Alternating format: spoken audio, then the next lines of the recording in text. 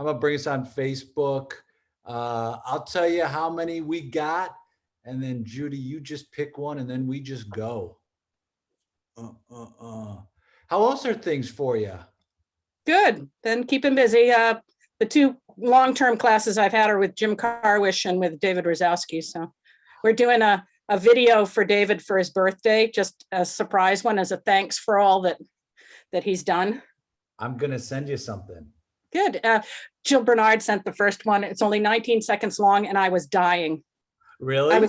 She's hysterical. It took 19 seconds, and she had what she needed. And we're like, we're looking at it going, ah! I mean, she's the best. Yeah, Jill, I love her. She's so good. She's just is so fun and joyful to play with. It's great. Yeah. The fun one I'm doing right now is Meisner with Mark Phoenix. Meisner for improv. You're doing Meisner for improv. It's really been interesting. It's been interesting. Your shirt is blue. My shirt is blue. I've taken Meisner.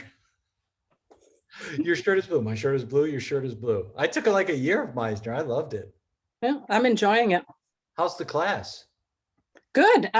Mark's a really good teacher. Mark Phoenix. He's in England, and he's a really good teacher. What's the and I'm going to bring us live right now. What is he with a theater, or is he just on his own?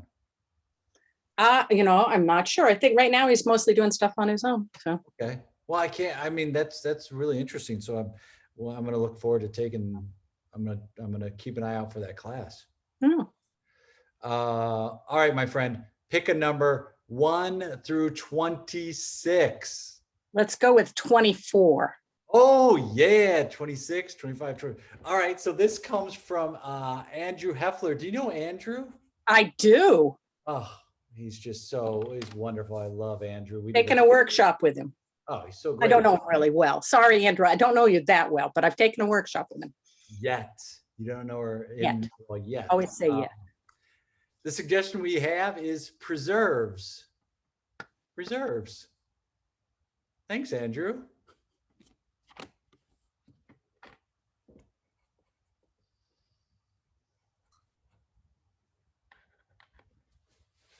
You really think so?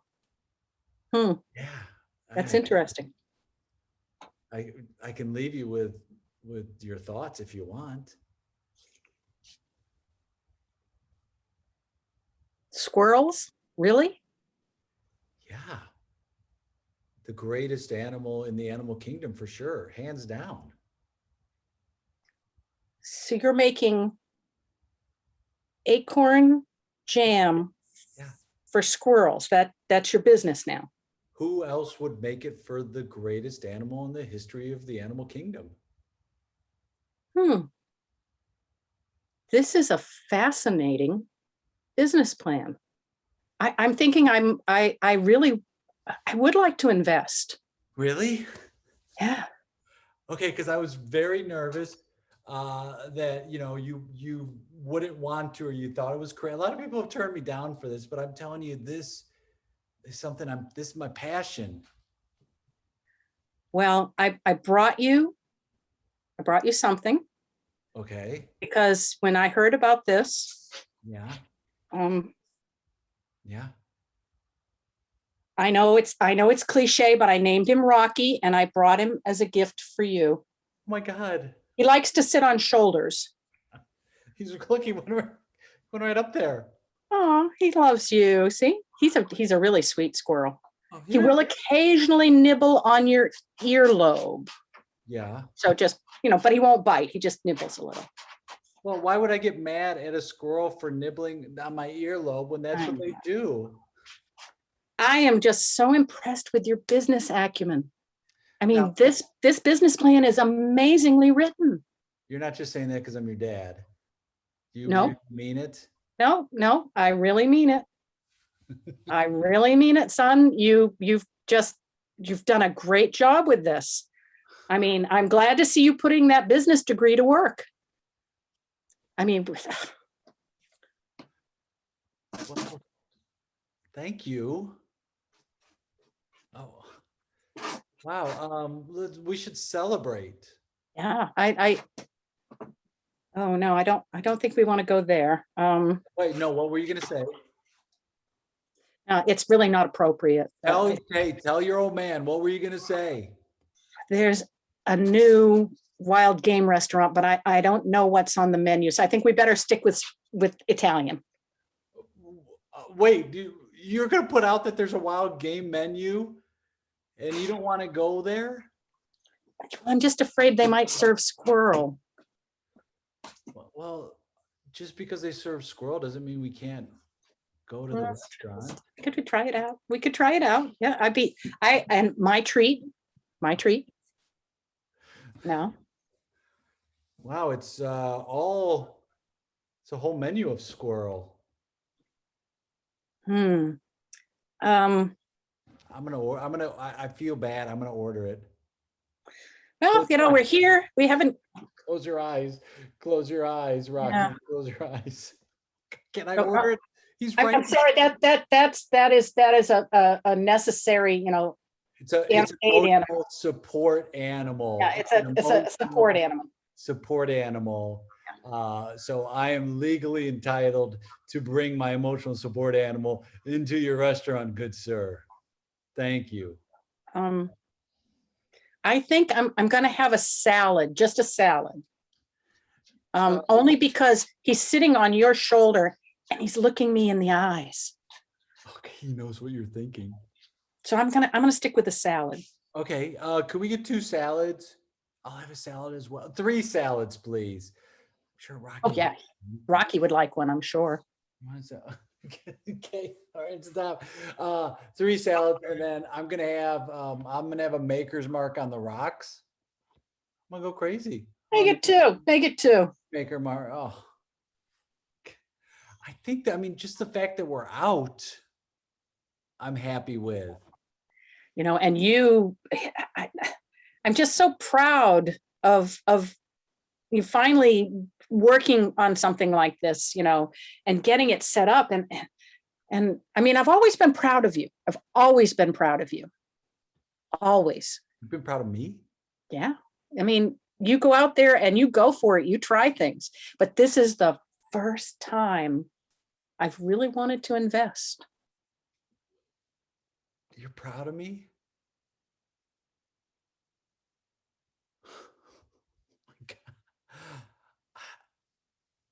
I didn't ever think I could do anything that would make you proud of me.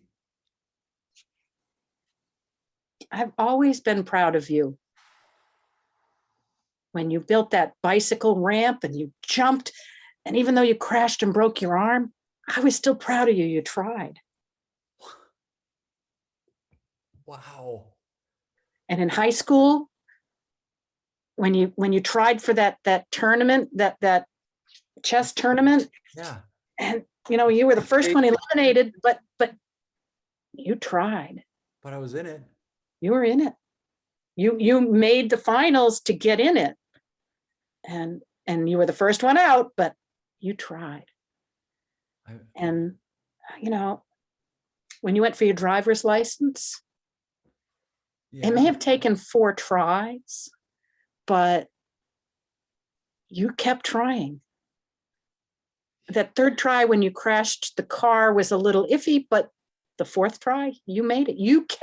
You never gave up. No, I guess it's in our blood. Maybe. You've got the Wilson DNA. My God. Maybe all these plans and businesses I start maybe that's why I'm doing it, is to get your approval. Oh, son, you've always had my approval. And now you've got a winner. Oh. Hang on. Wow.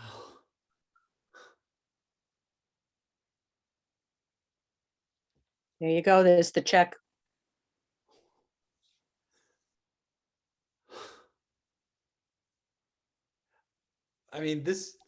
I'll be honest, this idea is my least thought out idea of any I've ever had. See, you were going with your gut. You were leading from the heart. always lead with the heart. Well, oh my God, this No, Rocky, don't eat that. means a lot to me. Hey, Rocky. Okay, I think I'm gonna have to write another one, but that's okay. I'll get it. Don't worry. Okay, Rocky, you give me that. Rocky, you give me Rocky, that. don't hurt the squirrel. Ow. Oh God. Give me it. Open your mouth, Rocky. You open Son. I mean, that's your mascot. Don't hurt him. Go to sleep. Here, I got it. You hold his mouth. I got it. All right, I got it.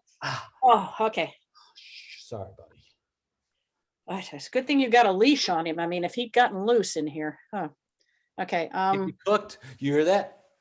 Rocky, do you hear that? If you got loose, they would turn you into soup. Mm-hmm. I don't want to. Squirrel fricassee. I mean, what else? There was squirrel fricassee. There was squirrel casserole. There's roast squirrel.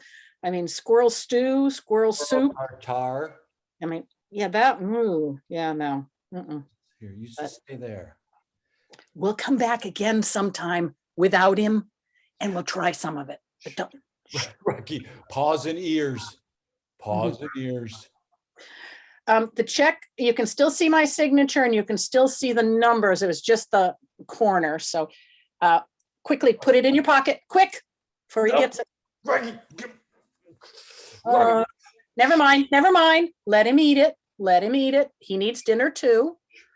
I'll just write another check. Oh, he's chewing right down on that. Look at that. He's enjoying it. I guess it was meant to be. There you go. Yeah. I'm going to wait, though, to give you the check. Why don't you wait till after dinner? Yeah. I'm gonna put that back. It's written out. It's ready to go.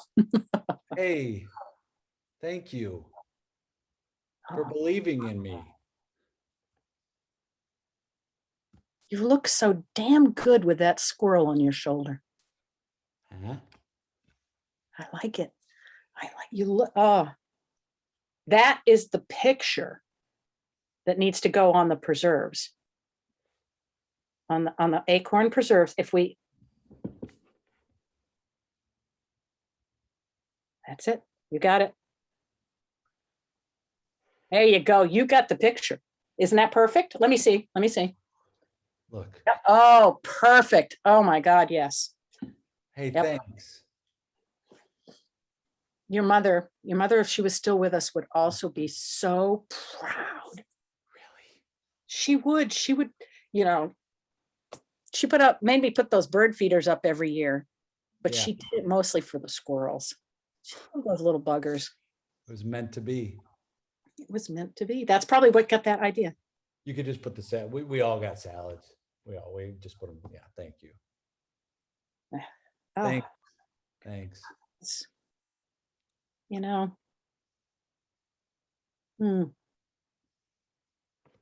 got acorns on it. It's meant to be. It's meant to be. Sing! Yay! Fly! Oh, Rocky, go! Oh, Judy, how fun! There were squirrels in an earlier scene, and that just automatically came to mind. I don't know why. It's a squirrel day. It's a squirrel day. I love Rocky and Bullwinkle, by the way. I think that is and if you go back and you watch it as an adult versus when you're a kid, there are jokes in there that are pretty subversive. You start to realize that this was really written for adults, not kids, and that it's just the action part that the kids like. Yep. And then the other ones are like, wait a minute, what? And then I'm looking at my 8-year-old. He doesn't understand that stuff. He likes the visuals, but like the wordplay and stuff, I'm like, these are some pretty subversive jokes. I knew a guy who went from writing for SNL. His next writing job was it Sesame Street? Yeah, I think it was Sesame Street. And he said they were pretty similar senses of humor, which is not surprising. It's kind of the kids don't get all of it, but they get some of it. Exactly. And Mr. Peabody and Sherman, when they used to go back in history, so I never knew what they were talking about most of the time, but as an adult, when you watch it, you're like, Oh, I mean, isn't that like the sign of a good cartoon is like you get different meanings when you're a kid and then when you're an adult. I think that's a really well written cartoon.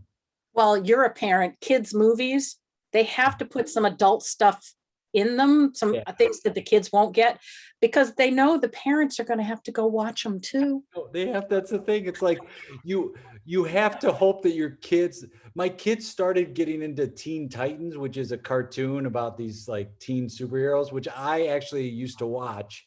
So I'm thankful that they're into that. I like they did a very quick passing of Teletubbies, so we didn't spend a lot of time watching that show, thank goodness. But they watched other things. So you just hope that they end up gravitating towards some of the things you can watch again. Because kids also love watching the same episode a bunch of times. Over and over and over. Wait, just tell me, were they Barney fans? No. Oh, thank God. Yeah, we skipped Teletubbies and Barney's. Like they would watch a little bit of Teletubbies, not much Barney. And there's Judy, there's also so much now on like the internet and there's so much on cable that like there were some cool cartoons that actually had them learning as they were going. Like I remember my son Yeah. was like 5 and he was talking about intersections of like angles. And I'm like, where did you learn that concept? And it was through a cartoon. Yeah, they slip that stuff in on them. A certain amount of irony, it just occurred to me. One of the shows that I used to watch in the 60s, early 70s, I don't remember exactly when it was on. It was towards the end of, my childhood, was Zoom. Oh yeah. Zoom, zoom, zooma, zoom. I love that. Zooma, zooma, zoom. It's like, oh my God, the irony. Oh. Now that's all you're doing is zooming. Oh, well. How did you get into improv? I'm a traveling physical therapist and I was working in Hartford, Connecticut. And I wanted to do a story. I lived next door to the Mark Twain house while I was there. Oh. I wanted to do a story on stage, but while I could talk one-on-one really easily with people, if you put me on the stage, it was and I would just kind of deer in the headlights. So I thought maybe I'll take an introductory. I saw SEATEA Improv. Shout out to them. I'll probably do a birthday fundraiser for them next month, for my birthday, because I just love them to bits. But I thought, well, I'll take an introductory improv class. Well, damn it, they suck you right in. You got hooked. I'm addicted. I'm addicted. And then this guy, Jay Suko, showed up for one weekend thing, and that was it. When was this that you started taking classes? 6 or 7 years ago, maybe. I don't know. I've kind of lost track. Well,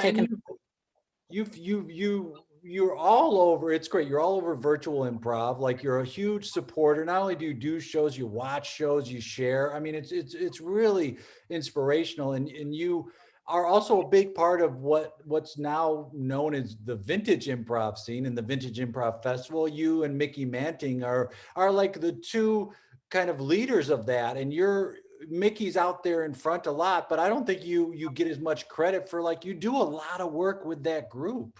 I do. I call myself the vintage lackey. I think I have a more official title, something like director of something, but it truly is all Miki. It's just, I was worried about her last year. Yeah. She didn't think she was stressed out, but I thought she was getting a little stressed out, and she was doing everything on paper and through PayPal. And I just started setting up ticketing for her and just started doing all of that. But that's huge, because it's one, especially like that, figuring out the ticketing system and how to get things paid. Like that is there are so many of those things that you have to deal with, let alone the vision artistically of what's going to happen. That's all Miki. That's all Miki. She's amazing. But she can't do that without people like you helping her. You know what I mean? You need those people behind the scenes that are like, oh, even if it's somebody you could just bounce thoughts off of and are like, I just got to say this thing. Having that there is it is so key. And whenever anybody talks to me about doing an improv festival, I'm just like, all right, good luck.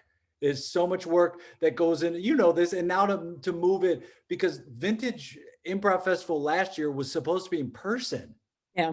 And then because of the pandemic, it was like, well, we're going to do it, but just virtual. So then setting up all of the virtual room, all of that stuff is who's a panelist, who's the audience, like all of that stuff is just too much. So she's setting all of that up. She's setting up classes. She's setting up instructors. She's still working.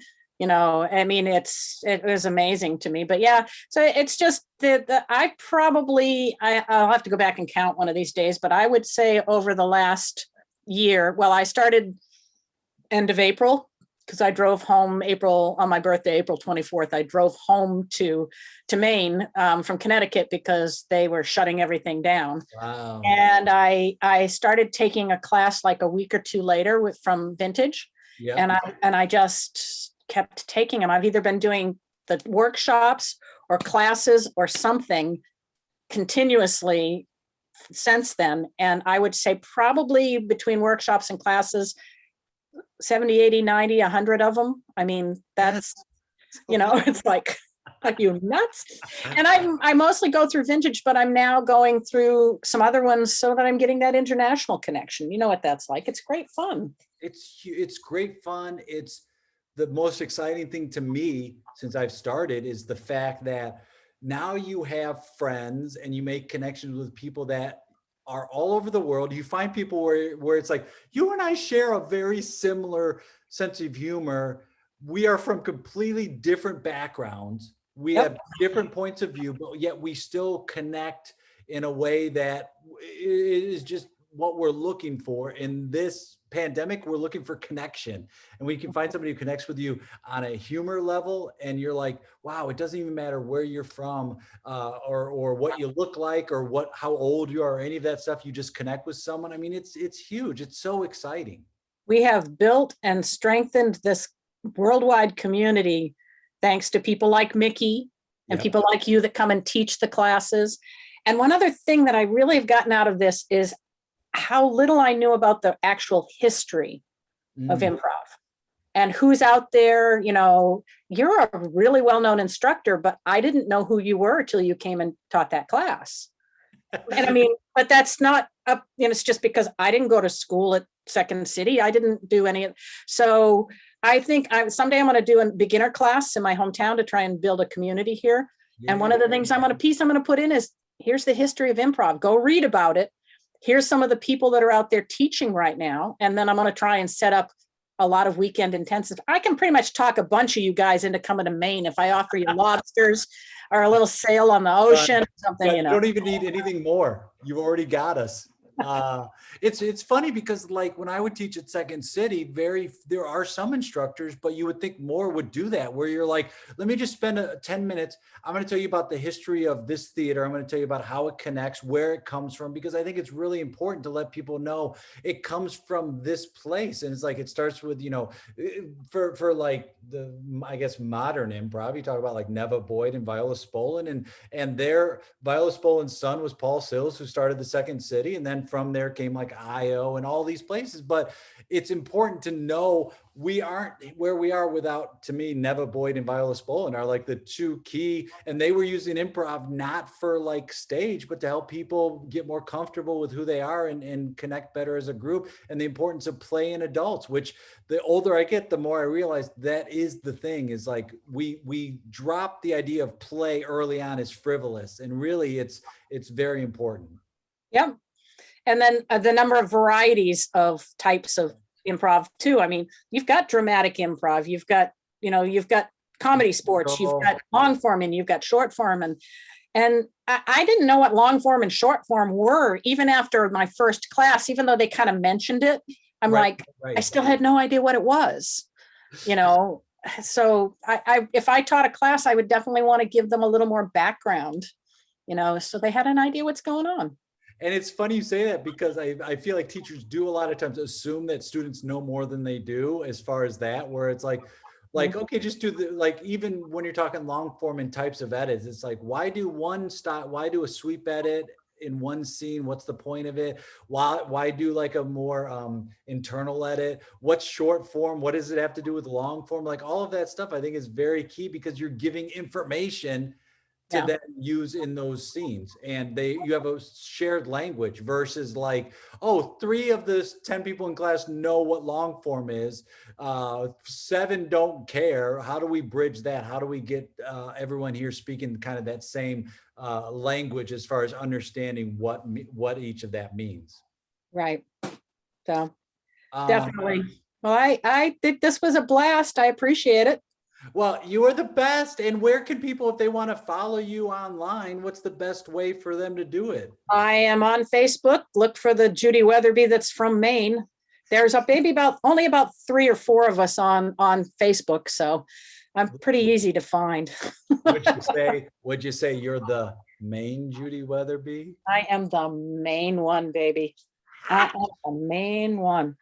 Well, Judy, whether it's in person or virtual, I cannot wait to play with you again. Thank you a ton. I appreciate it. Thank you for inviting me, Jay. Bye.